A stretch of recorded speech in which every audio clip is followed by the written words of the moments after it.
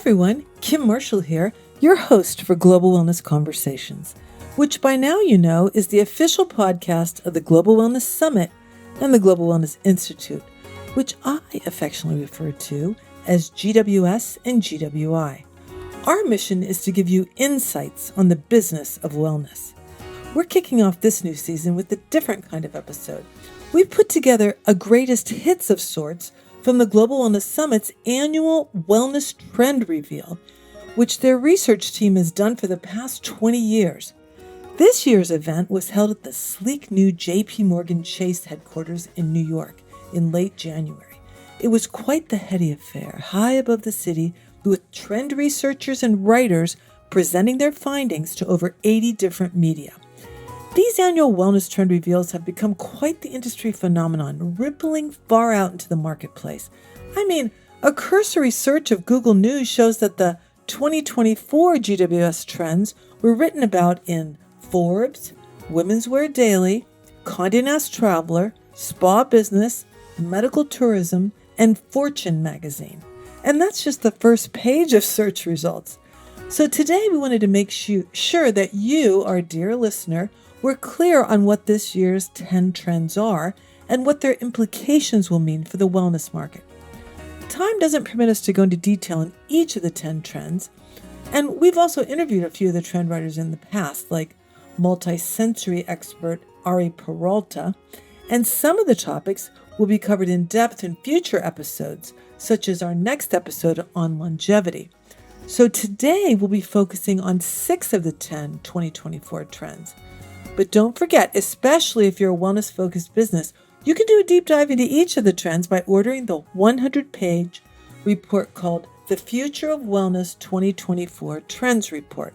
And you can find that at the globalwellnesssummit.com website. We'll first let Susie Ellis, the founder of GWI and GWS, give a brief description of each of this year's trends. You'll hear what she shared with a master class about the trends online, and that's appropriate since it was Susie's idea about 20 years ago to research and identify wellness trends annually. Susie really can be called a futurist, always listening and looking to who or what may be new or next in wellness. Then we'll hear from Beth McGroarty. She's the research director at the Global Wellness Institute, and she's been working on these trends with Susie since the beginning. She's also become somewhat of a brain trust in the industry, constantly scanning the latest research and news to find out what's happening in the space. Beth's conclusions are rich, colorful, and thought-provoking, always going from the macro to the micro, putting these trends and findings into perspective for the real world. We'll hear from Beth a few different times during the episode, and I'll introduce each of our other guests before they speak. Be on the listen for 3 spa industry pros who are at the forefront of the sustainability movement. We'll also hear from a trend writer and 2 fellow podcasters, Erica Huss of All Too Well and Lisa Starr, the host of the Starcast podcast, both of whom attended the Media Trend Reveal in New York City and did full podcast episodes on the trends of their own. So this episode is quite the melange. I hope you enjoyed as much as we did putting it together. I promise we'll guide you through these many conversations so there's a through line in the show. So here we go. I'll see you on the other side. Take it away, Susie. So the first one is climate adaptive wellness. Basically, this is about an increasingly heat-crushed planet that we're all aware of. So expect adjustments from where people decide to travel to a wave of innovations that can cool our bodies, homes, cities, and travel. Number 2 is the power of the pilgrimage. And this is what we're seeing, a record number of new and revitalized pilgrimage trails that are around the world. And it's bringing in new generations to experience ancient, slow, and spiritual form of travel. Number 3 is from manning up to opening up. And this is a cultural shift, which we're happy to see. It's a rise in social and emotional wellness offerings for men. And the idea is to help them connect with themselves and each other. And we're seeing dedicated retreats and apps and a lot of other things. The Rise of Postpartum Wellness was written by Claire, who is also online. And this is about following childbirth, which, as we all know, can have significant physical and mental issues. New parents typically find themselves in a care desert because it isn't all about the baby. And but now there's a new era of more comprehensive postpartum care, and it's taking many directions. I think that's a very interesting trend. Longevity has longevity. This was written by Dr. Ken Pelletier and Zoe Weiner. The speed at which longevity has seized the biotech, health, and wellness spaces this last year is astounding. And we really consider this more than a trend. It's more like an industry pillar. The longevity clinic has become the fastest growing business genre, and the obsession with longevity and health span we see continuing to impact everything from travel to tech to fitness in 2024. Number 6 is a wellness check for those weight loss drugs. The Ozempics and other weight loss drugs are upending traditional behavior change weight loss businesses. Some have pivoted to prescribing big pharma's magic pricks. And what will the future be? That's what this trend is about. And we see it as likely the wellness world will provide more integrative, whole health weight loss approaches while creating wellness companion programs for drug takers. Number 7 is the sports finding its footing in hospitality. In the past, fitness often meant solo sessions at the gym. Things are changing. People are now embracing social and empowering sports. At the same time, sports persons are wanting to train. Well, most people are wanting, not most, some people are wanting to train like near elite athletes. But those who are athletes are also interested in having hospitality destinations that support their well-being and training, and where possible, engage those who travel with them. So we're starting to see things like from pro trainers to pro-level facilities to recovered spaces. Number 8, the home is high-tech health hub. You know that wellness-focused homes have long been a mega trend. We're seeing meditation rooms, cold plunge pools, but now we see new homes, even cities, becoming very high-tech, multifaceted health hubs, involving everything from medical-grade home health monitoring systems to smart furnishings that adjust in real time to individual well-being needs. Number 9 is a new multisensory immersive art for wellness. Experience art has always been a bit of a passive experience. That's changing. We're seeing a new wave of experiences at museums, resorts, and public spaces, powered by tech like generative AI and spatial sound. And that's turning art into a deeply multisensory immersive experience expressly designed to boost our mental well-being. And the last trend we called Under the Radar, and it's actually one that I wrote. It's basically a collection of topics that I noted during our Global Wellness Summit in Miami that I take notes of, and I think, well, I wonder if this is going to maybe develop into a trend. So it might not have made our trends list this year, but could it develop into a trend? I think they're worth watching, and I listed 8 of those in that trend. And now let's go to Beth McGroarty, Head of Research for the Global Wellness Institute. In 20 years of analyzing this market, I've seen more shakeups in the last year than I have in the last decade. I mean, the first thing to say is that there's huge momentum. I could send you countless global surveys that indicate that wellness has never been a bigger priority for people. But what kind of wellness matters and for whom is undergoing some major transformations. The big thing is that generational and income gaps are widening in our culture, and it's creating a wellness space that's defined by dramatically different and now even contradictory markets and mindsets. So I call these newly polarized wellness markets and mindsets hardcare and softcare. So hardcare is all the hyper-medical, high-tech, super complex, and now even more expensive wellness market. It's also more male. Softcare means new desires for low pressure, simpler, low cost, less relentlessly self-optimizing wellness. This is where emotional and social well-being matter most. So I see in our trends report, 2024 and beyond, we're going to see more and more hard care, from longevity clinics to weight loss drugs. And it's really unprecedented how medicine and now even big pharma is muscling into the wellness space. I don't really think people talk about it enough. The more Hardcare is powerfully illustrated in our longevity trend. So if wellness was all about soul and stress relief, now it's about scans and stem cells. We're seeing the high-priced medical, high-tech longevity clinic become the fastest growing business genre. We're seeing more Hardcare as weight loss drugs, how they're impacting the wellness market. I mean, big pharma meets wellness. Who would have ever thought, right? But so these long unaddressed gaps in healthcare are now opening up big market spaces for more Hardcare in the wellness space. And it's essentially a sort of new, pricey, preventative concierge medicine that increasingly lives under our wellness umbrella. And you kind of wonder why it took so long. So at the same time, we see another market and mindset growing, more soft care. So this is much more lo-fi, social, emotional, and deeply human wellness. And, the media all year has been covering how younger generations, especially women, are really pushing back now against our most recent era of hyper-optimized, high-pressure, super commodified wellness. You can call it the goopy era that reigned supreme in the 10 to 15 years pre-pandemic. But younger generations are vocally rejecting that culture now, that wellness culture, as part of burnout culture. They're recasting true wellness as a messier, more joyful, simpler, slower, lower cost affair.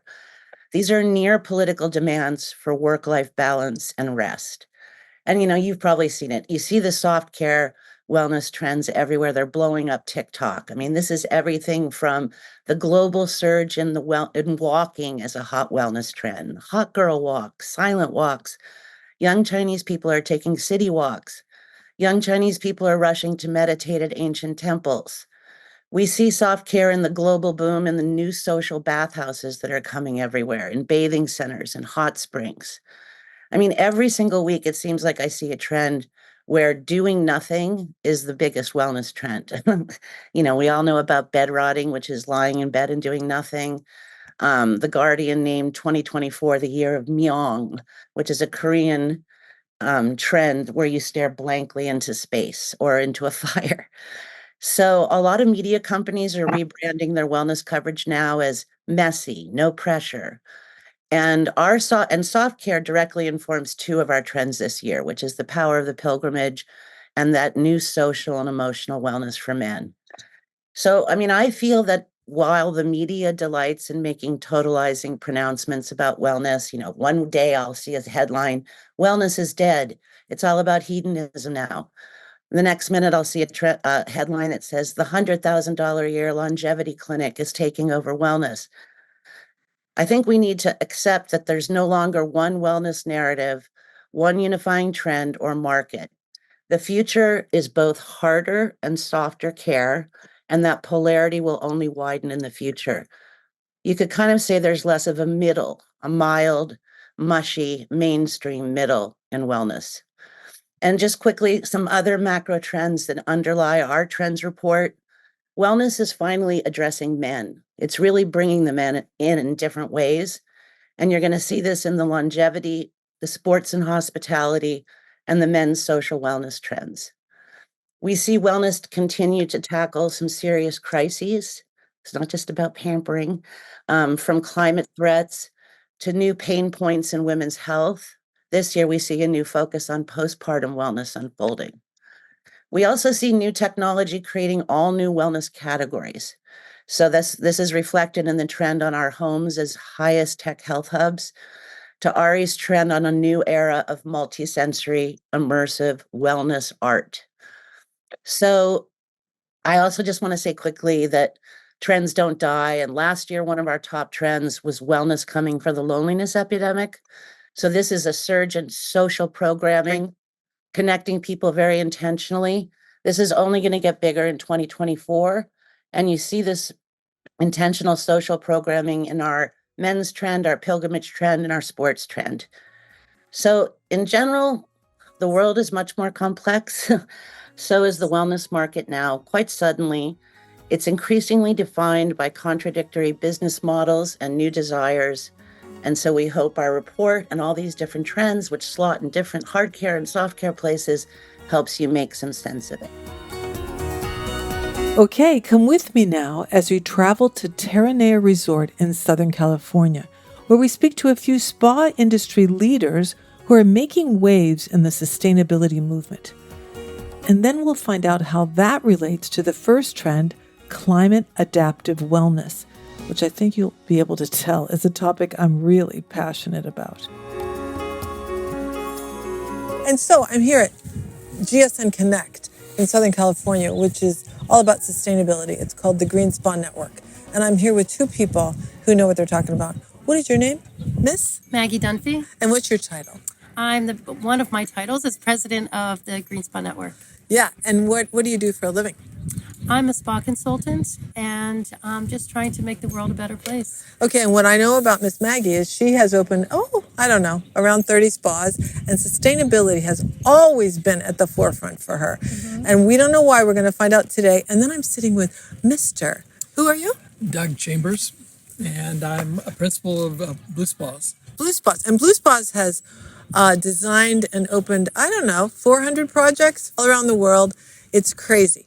But there's something about their designs. They're always eco-friendly. Okay, we're going to find out why.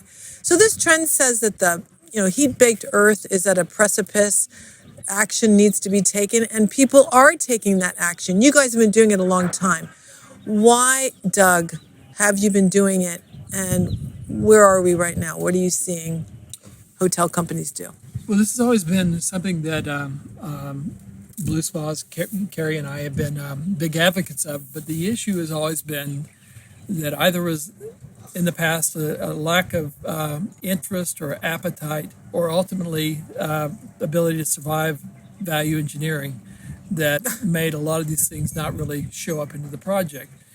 And I think what has changed is a lot of the technologies that are talked about now have been around for some time and available, but there's a little bit more sense of urgency on some of the really undeniable things we're seeing. As an example, the rising ambient temperatures of the Caribbean, or even the pools in around Miami and other parts of the country. So it's getting harder and harder to deny that this issue of climate change is not mythology. We're getting a real life evidence of it every month for the last, and it's not going to go away. Give me 3 examples of what Blue has done to maybe, not put chlorine in pools, or what are your examples? Well, there's a lot of things. Let me try to isolate.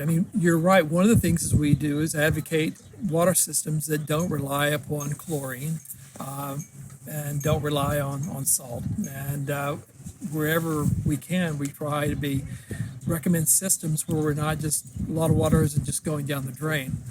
And now, there's not a singular solution for a lot of these things. It depends upon the location and a host of other issues, that including the owner's appetite.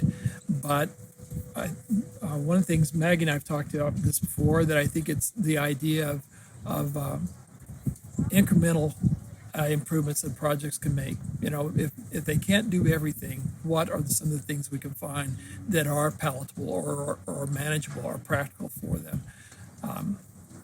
So you try to get them to do just one thing. Maggie, when did you start this drive to be sustainable? Last week or when?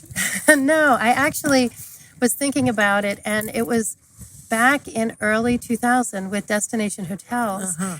And we had within Destination Hotels, we had about 28 properties, and our overarching mission was we strive to be not only the best spas in the world, but for the world. And that became sort of the core. We were all so different, we spas, Terranea and Cliff House, and very, very different spas. But that was our kind of our core value. And we really me as the leader of the spas, tried to really make sure choices that were made and decisions that were made were intentional and staying focused on that. And we would ask the question, does that fit into that value? Yeah. And I think it's made a big difference. Destination has evolved. It became Tourist Hospitality. Now I'm also with Coral Tree, and I think that hotels are realizing they have a platform and using that platform for sustainability. And it's not because they want to; it's because they have to. Why And do they have to? I heard that Forbes is even putting that in their guidelines. 100%. In Yeah. fact, Michael Conti was at the GSN Summit, and he was talking about sustainability, and that Forbes they actually used GSN for some insight on like defining what needs to happen. And it's hard.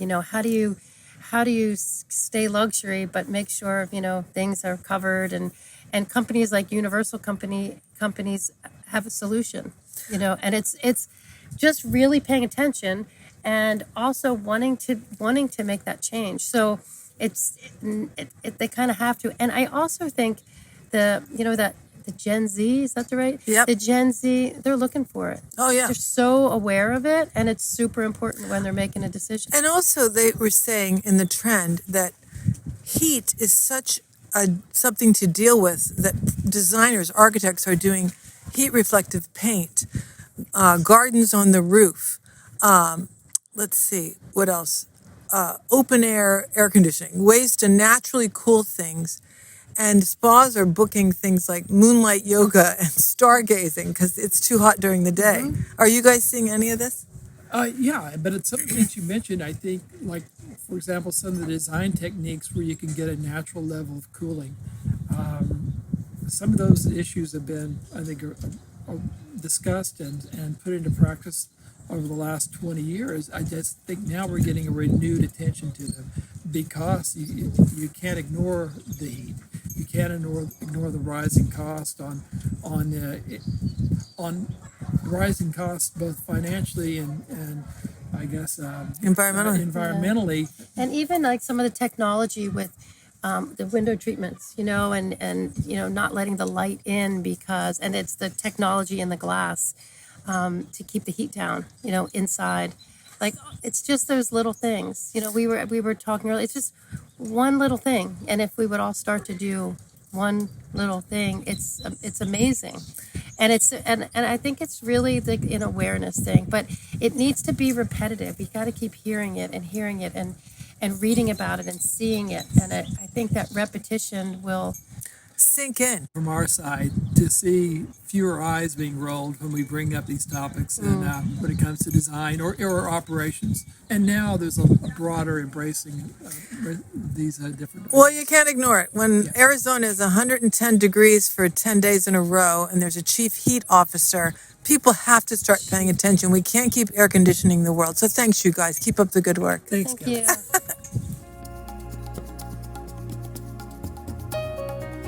Hey everybody, I'm sitting here at GSN Connect at Terranea Resort in Southern California, and everything here is about sustainability. And I met someone here I just had to talk to. Tell me who you are, miss, and what your title is. My name is Annie Notley, and I'm the Senior Director of Hotel and Resorts on the operational supply side with Universal Companies. Universal is sort of like the superstore for all of spa things, like Q-tips, cotton balls, anything, right? You got it. You're absolutely right. We sell everything from, I always say we sell everything from the top of your head to tip of your toes, everything in between, cotton balls and Q-tips to massage tape. But so much of what's been used in spas ad infinitum since time began is plastic. I talked to a spa director here that said like 75% of the items used, from shower caps to the shampoo bottles to the back bar to the cups you drink water out of, because you're supposed to drink water, are all plastic. Why do we care? Well, plastic is made from oil, poly, right? The refinement of plastics emit an additional 184 to 213 million metric tons of greenhouse gases each year. Landfills where single-use plastics are sent account for more than 15% of methane emissions in the globe. So why then are we talking to Universal? What have you guys just done? What products did you show today? I'm really excited to talk about a few things. One thing was the Eco Glove. So we actually have a new biodegradable nitrile glove that can be used everywhere other than surgery. And it's, you don't use them for surgery, but you use them anywhere around the spa and in food service. They're perfectly safe. They stand up to chemicals. If you're doing, for example, acetone on nails, you're fine to use this. But the wonderful thing about this is finally someone's come up with the idea of having a biodegradable glove. Woo! They added an additive. There's an additive into the product that helps it biodegrade over time in landfills. And right now, if we think about how many millions of gloves are in landfills, it's probably staggering. It's probably a lot more even than plastic bottles, which is hard to believe. Have you ever gone for doctor when they just rip them off, throw them in the trash, change them again, throw them in the trash? Okay, love it. Now what else? We also have some great ideas for sustainability by using products made out of bamboo, cornstarch, and wheat straw. Okay, These are items, for example, we have an amazing, beautiful bamboo brush that comes in a beautiful packaging. And it's definitely your more upscale. It's definitely something that's a little higher price point, but it is beautiful. Bamboo being one of the most sustainable materials in the world. And it's wonderful for the spa. It looks like the spa. The trays, the products that we sell. But in the event someone doesn't want to spend that much money, we also have a wonderful product made out of wheat straw. Wheat straw, yes, which again is a product that can be made into sustainable products. And the most important thing is that it holds up. While it's not meant to, we wouldn't use the cleaning products on these, such as barbicide and stuff like that. It's great for the guests to be able to use. It's got high quality, but yet at the same time is completely sustainable, and it biodegrades over time. So you're holding a comb and a triple and a razor. We also have a beautiful brush, and we have a toothbrush. We have a great little foldable. It's actually very cool. Fold, so it's great to put in your purse. And I guarantee you, when guests use these at the hotel, they're not going to leave them there. They're going to take them with them. So what we're saying is, we know climate change is happening, and people have to take action. What's your thing? Do one thing? What'd you say? My thing is, if you do something, just do one thing. If you tell spas, I'm like, guys, buy a glove, buy a biodegradable glove. Offer your guest one new item. Spend a little extra money and get a sustainable comb or a brush. Because at the end of the day, if you do one thing and everybody else does one thing, that one thing's going to change the world. Okay, are you all following along? So that was feedback on the climate adaptive wellness trend. Now we'll share a few different pieces of a Swap Places interview where I was the guest on Erica Huss's All Too Well podcast. Erica is a pioneering wellness entrepreneur. Think juice cleanses and mushrooms. And she really has such a fun and easy to listen to style in her podcast. The first trend we talk about together is the power of the pilgrimage. About, in your opinion, Erica, the power of the pilgrimage, that trend? Yeah, I was just about to say, I love that one too. Again, it's file under lo-fi, file under Softcare. I love this idea. I mean, I think all of us, again, especially during COVID, got more tuned into the idea of literally a mental health walk because we were all cooped up in our homes. And as soon as we were able to get outside in fresh air, I think most people were doing that. But I love that it is not just... I mean, it doesn't even feel like you can call it a trend, but it is a trend in that hotels and resorts are responding in kind, and they're restoring trails that, like in Bhutan and in India and Japan and Sri Lanka, they're actually restoring trails that have been the site of many ancient pilgrimages over the centuries.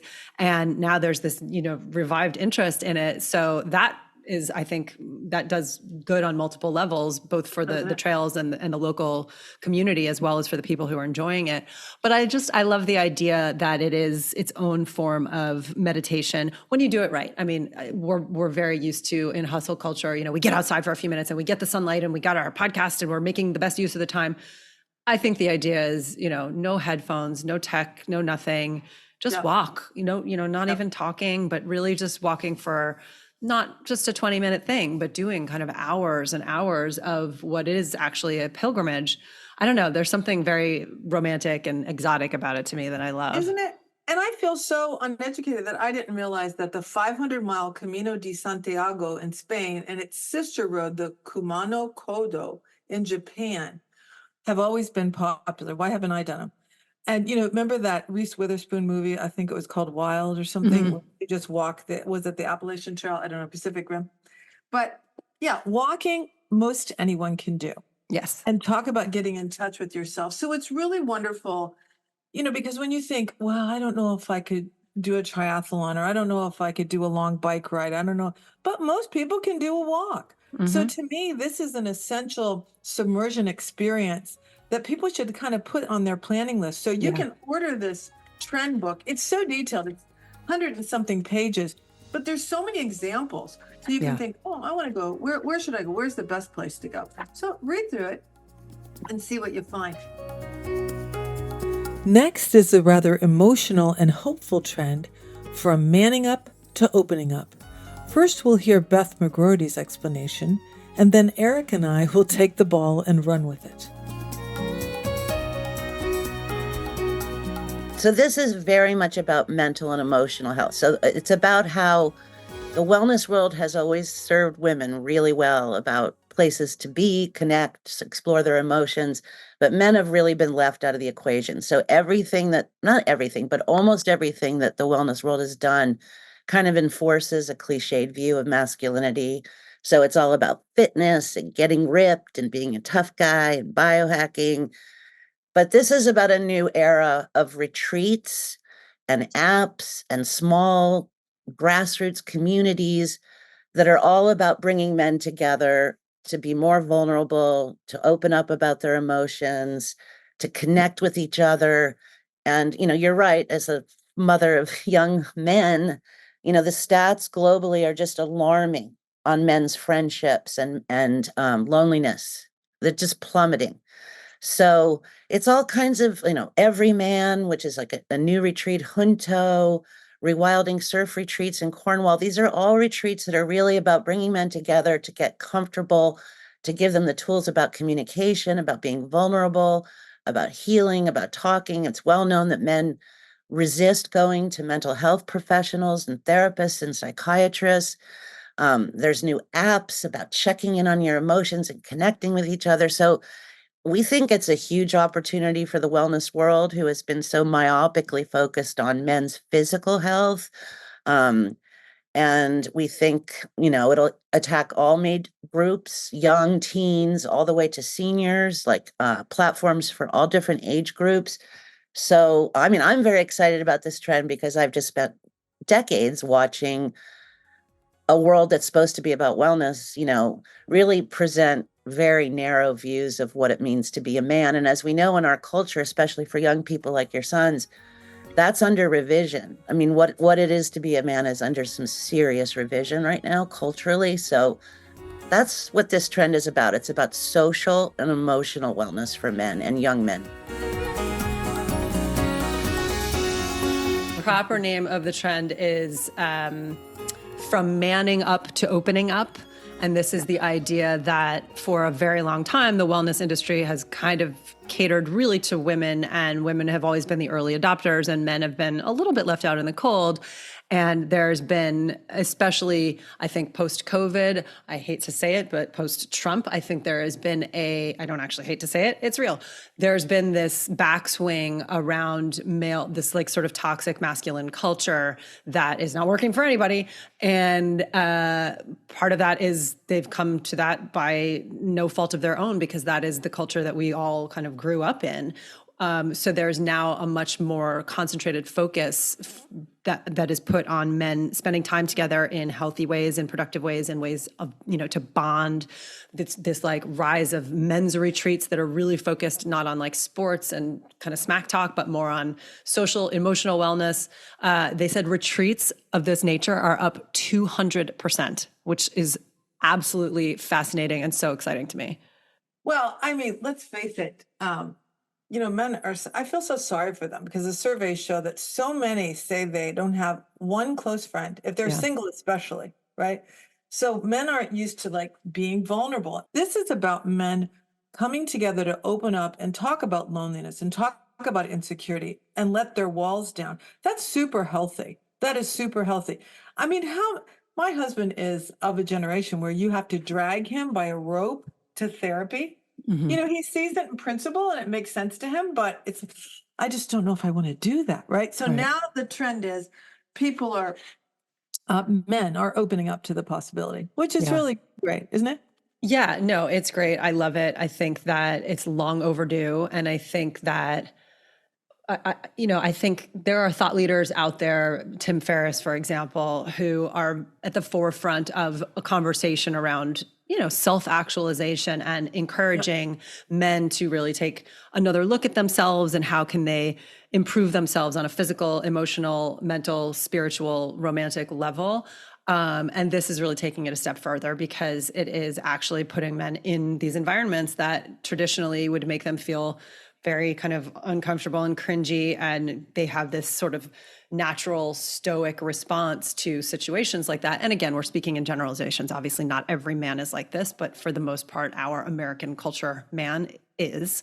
And really just trying to kind of deprogram that sense of, I have to be stoic, I have to be, the rock, and I have to be the one who, deflect all approaches that might kind of make me soft. And the reality is, like you said, I mean, the vulnerability is actually what displays strength. So I'm just very happy to see that there is actually some sort of an industry response to this, and that it is creating an opportunity for people to participate. So ladies, if your husband comes across an all-male retreat, send him off. Let him go. He'll come back better, and he'll get some tools. Journalist Claire McCormick will introduce the trend that she wrote called The Rise of Postpartum Wellness. And then Erica Huss and I will share our thoughts on the topic that we could put in the category, It's About Darn Time. How much is happening around postpartum wellness around the world, that it was the toughest part of writing the trend was continuing to incorporate the news that was rolling out and having to choose, okay, like this is something that we really need to, I already wrote the section, but I got to rewrite it because we have to include this important piece of news. And a lot of it was governments getting on board, obviously, for postpartum wellness to not be something that is only available to people who can afford $20,000, $30,000 at these beautiful clinics. We need government intervention across the globe, and that is happening slowly but surely. This rise of postpartum wellness is really lovely because, we would just always watch and go like, who's going to get hit with postpartum depression? Yeah. Which poor woman is going to suffer through that? Well, now they're talking about heading it off at the pass and making sure a woman has time to recover. I was 42, terrifying pregnancy. They call it geriatric. They scared me all through it. There were scares all through it. It's awful. And when this baby finally came out, then I couldn't nurse. And the lady would say to me, my baby was born at 7 months and 1 week, so he's only 5 pounds. And my boob was bigger than him. So you're trying to nurse, and it's so weird. And they fed him through a tube in the incubator, so he didn't need to suck. And so it wasn't a necessity. Like, get this thing out of my face. So you have that, like, I'm failing at that. Then, because he wouldn't nurse, I got milk fever, which is like broken glass in your fevered breasts. And then what else? Oh, I know, the C-section. Because they cut and they found, thank God, benign tumors, fibroids that I never knew I had, and pregnancy makes them worse. So I have 5 incisions because they took 3 tumors out and a baby. Oh my God. And now I'm trying to heal. And I'm a super healthy person. You can't really get me down, but you give me milk fever, a screaming child, and sutures that won't heal. And a nurse has to come and pack my wounds every day for 2 weeks. Oh my God. Until my husband said, no, I can do this. So he stayed home and did it. But let me say, that is a journey to go on. I'm just so happy that, I didn't fall into a pit of despair, but a lot of people do. Yeah. Happily, I was just so tickled with that screaming Mimi that, it got me out of it. But isn't it nice to know that there are now programs in place that give just as much attention to the parents as to the baby? Yeah. And it's also, I loved that it was focused on, postpartum wellness is obviously focused on the mental well-being because it is in such a delicate state at that time with all of the varying factors. But there's also the element of skincare and sexual wellness. I interviewed the chief, I think she's like the chief education officer of Foria, which is an intimacy brand. Right. And they have a whole program that is just focused on new moms because talk about feeling like you're not yourself. I mean, the departure between feeling like a sexual being and then becoming a mom, I don't need to have gone through it to understand how absolutely earth-shattering that can be. So I like that there are companies that are really focusing on, hey, we're going to get you back to feeling human in every possible way and get back to your actual state of life, because you aren't just a mom, you are still also a woman. And that sometimes I think has been overlooked. Oh, many times. And I can't believe how much space is given to pelvic floor health. Oh, Yeah. lovely. But that's also for men too. I don't know how many people know that, but I actually have relatives male relatives that had some massive pelvic floor issues and had to go do therapy for that. And I think the pelvic floor is in general sort of an area that we've really just discovered, even though it's been in us for as long as we've been walking the earth. But now we're actually paying better attention to it. Okay, our next discussion is about the trend, a wellness check for weight loss drugs. This is such a hot topic. In fact, as we were editing this episode, Oprah hosted a primetime special on ABC in the US where she interviewed physicians, drug company reps, and most importantly, people who've suffered from obesity and who've benefited from drugs like Wegovy, Ozempic, and others. We promise to do much more on the topic in the future, but for now, let's let Beth McGroarty talk about what this sea change in weight management means for the wellness world.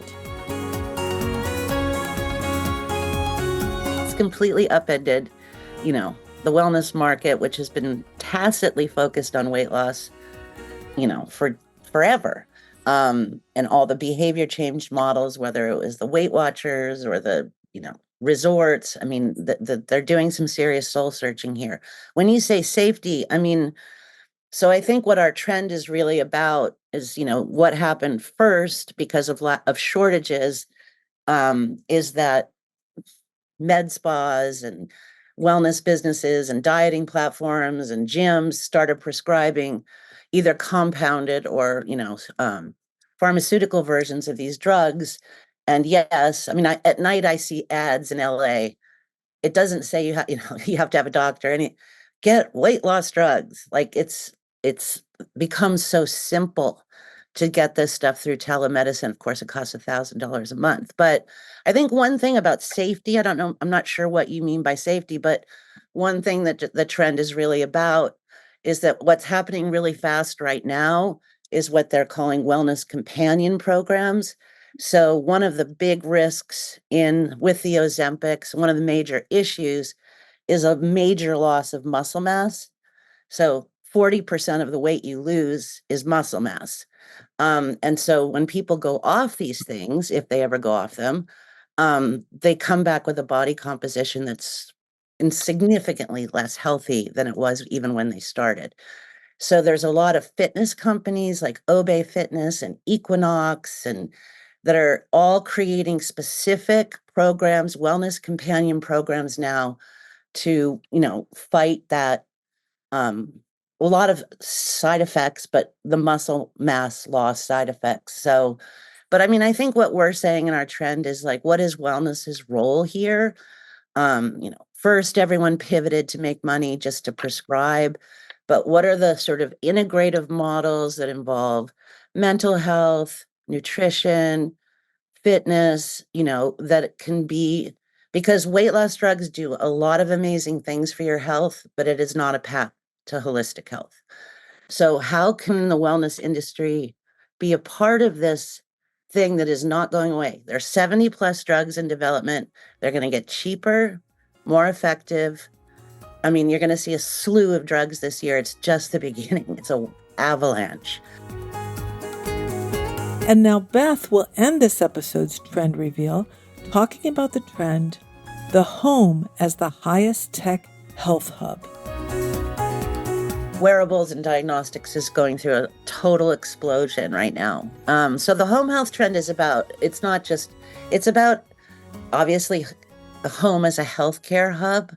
So whether it's your phone or medical devices that are now hooked back to the doctor and to the medical establishment, it's about being able to sort of track, monitor, identify so that so much more of healthcare happens right from your home.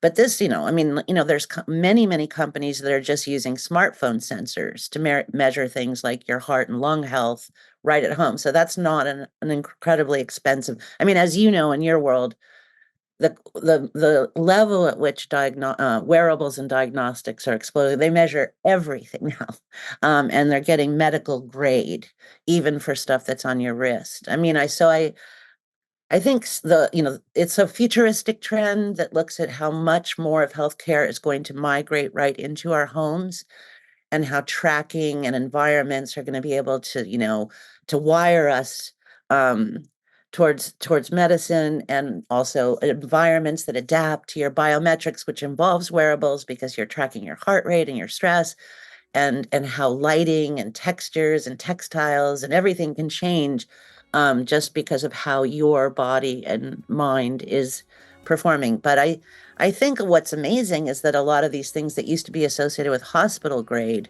tracking, whether it's fitness, critical biometrics, are now moving into like regular smartphone apps.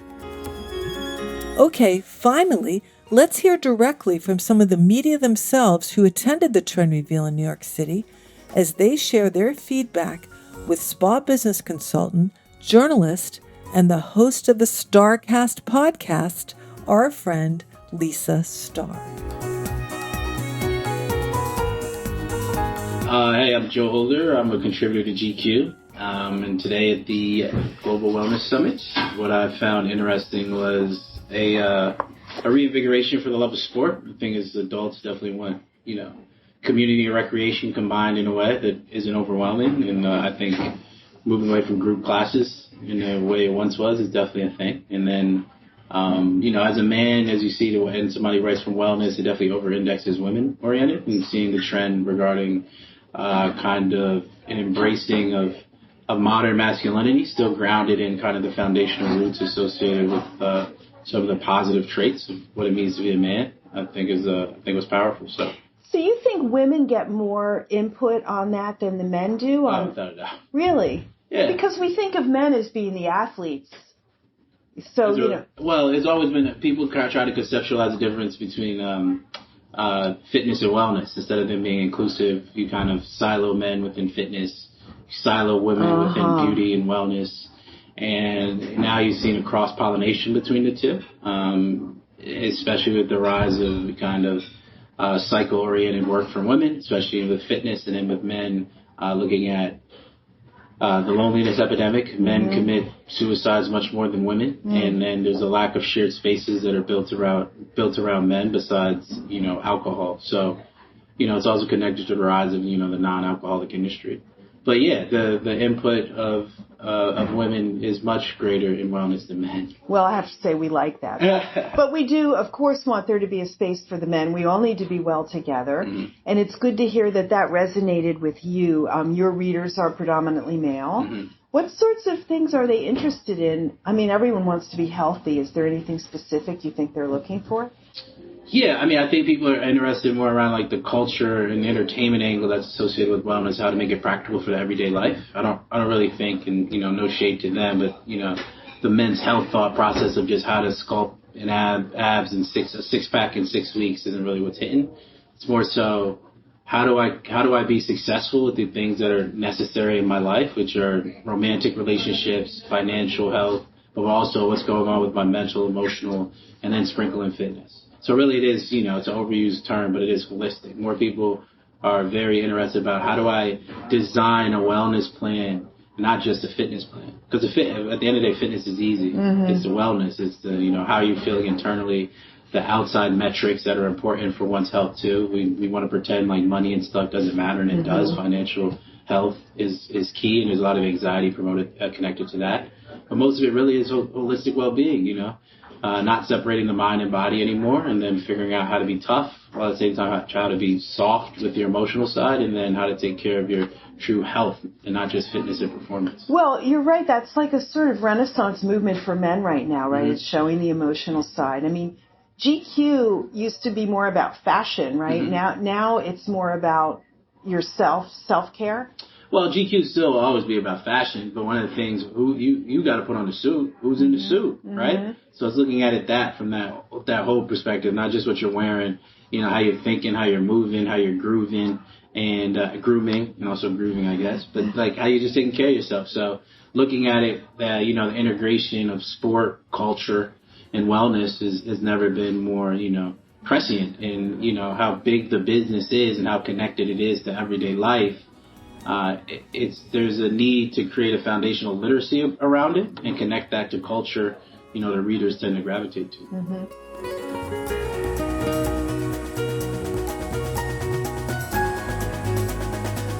Hi, I'm Heather Mikesell with Well-Defined Media, and I have to say that of all the trends that we talked about this morning, longevity is probably the biggest one that I'm hearing about. I feel like that's on the top of everyone's mind at the moment, and not just living longer, but living healthier for the most part.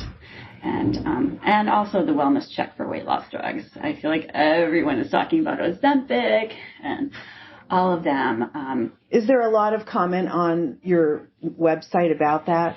I just feel like I was just at a conference that our Women in Leadership Summit last week, and it came up a lot, actually. We had a functional doctor speaking, and everyone wanted to know, Do they want to know, is it safe for me? Yes. Uh-huh. Yes, definitely. But also, I think no one really understands, how do you get off these drugs? Once you stop taking them. What happens? Yeah, because when you learn that how the brain is affected and how it suppresses your appetite, but that means, how do you get off them? Because once you stop taking them, they stop working. So I think that's definitely a big issue. And just as someone who is very into the wellness space, I'm also wondering if it's putting a stop to research in other areas, because I was hearing a lot about how gut health can impact obesity and such, and how it could be tied to gut health. So it may have nothing to do, we all metabolize things differently. Sure.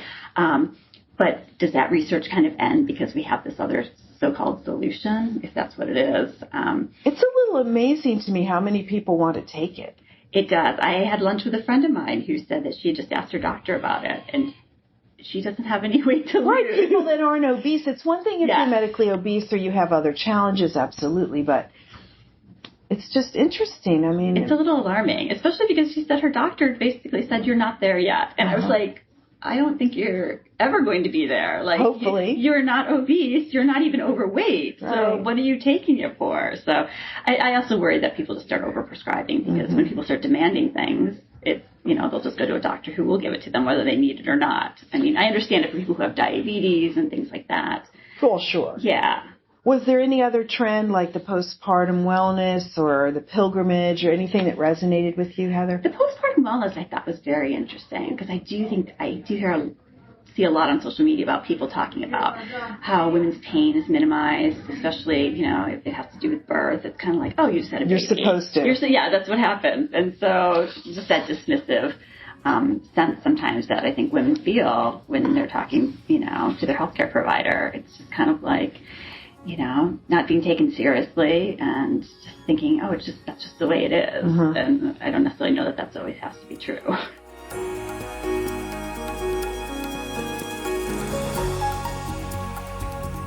Hi, I'm Sarah Jones, and I run Spa and Wellness Mexicaribe magazine, covering Mexico, Caribbean, and Latin America.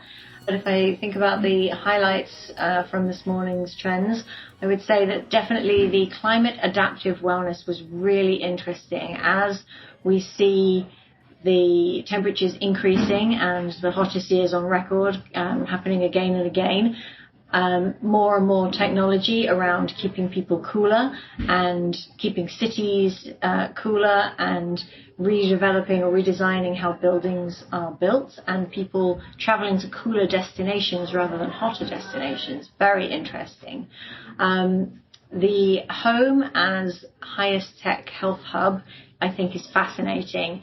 We're all so driven by looking at our data from our devices, our wearables, and the fact that more and more of this is going to come into the home is really interesting. We'll be able to monitor a lot of different health metrics and see really medical level data from the comfort of our homes. So that, I think, is fascinating. And I mean, longevity, the trend in, dare I say it, biohacking, or let's say health optimization is not going away, and learning from what people are doing on the forefront of that is definitely something in the wellness industry that we need to stay aware of, certainly. And yeah, everything, all of them really. I know. Pilgrimage, the walking trips, multi-day walking trips, the male retreats, helping men open up and become more vulnerable rather than manning up. And I think that's fascinating. So, as well. Sarah, how do you see these trickling down to the day spa or the hotel spa? You're based in Mexico. How will they make use of this kind of information? I think that there's a lot that they can do. In terms of, longevity, that's what everyone wants. We all want to be healthier for longer. And just looking at the blue zone trends in longevity, health and wellness resorts can bring in those pillars of wellness and help to shape a guest's stay based on the very real data and scientific studies that the blue zones has brought to us. Things like sports in hospitality, seeing how people want to have access to the sports they love and then access to the facilities through which they can recover is going to be fascinating. And as someone said on stage, that the future of hospitality, they're going to have the high-end hotels. You're going to see high-end hotels having hyperbaric chambers, having cryotherapy, having lymphatic drainage equipment, and all of these new amazing technologies. And I think that eventually we'll see it come down into the 4-star, 3-star.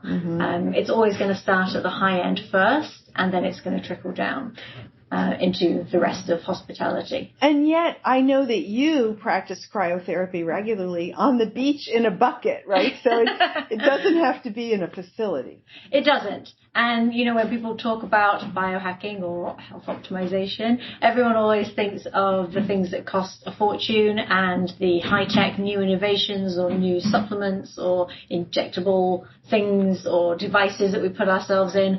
But biohacking is as simple as meditation and breath work and seeing sunlight at the right times to set our circadian rhythm, and yoga. And when I speak about biohacking to audiences around Latin America, I like to reframe it and focus on the fact that there are many ways to influence or hack or harmonize our system as human beings, and it doesn't always have to be something that we pay a lot of money for or do something invasive or something really out there to affect our system or to positively influence our health.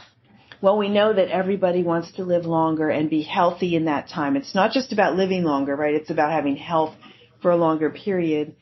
And someone said earlier, we used to have to convince people they needed this, and now we have to control the demand because everybody wants to be well. This is a really good time for the wellness industry, would you say? It really is. And something that someone said on stage at the Global Wellness Summit struck me, because they said that in previous years, hospitality industry from the top, wellness never really had the full backing of the people at the top who are the decision makers for all of the global brands we think of in hospitality. And now it does. Wellness has their attention and it is their focus, and they know that if they don't focus on wellness, they'll be left behind in the market. So I think that's fascinating, and we're only going to see this grow across all hospitality brands all across the world. Well, that's a message to everyone listening. Don't get left behind. Get on the trends. Thank you, Sarah. Thank you.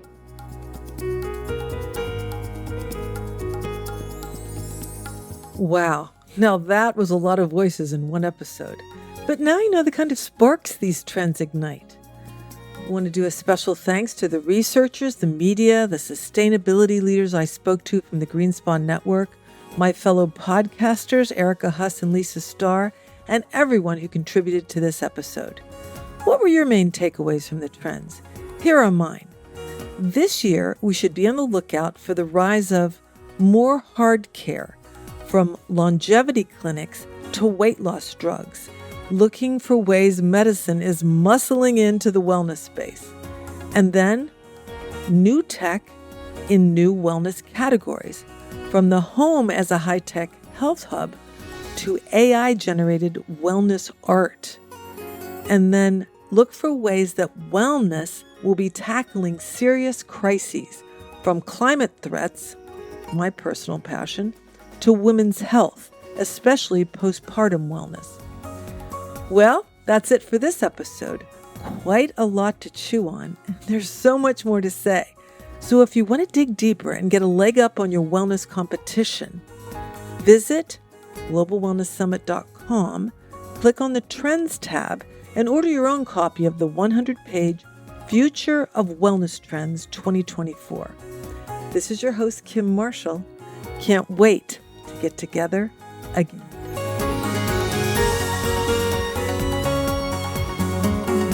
Global Wellness Conversations is produced by the Global Wellness Summit and Swell the Agency. Audio engineering by Nova Media. Executive producer, Kim Marshall. Supervising producer, Heidi Moon. Senior producer, Darlene Fisk. Associate producer, Sarah Molina.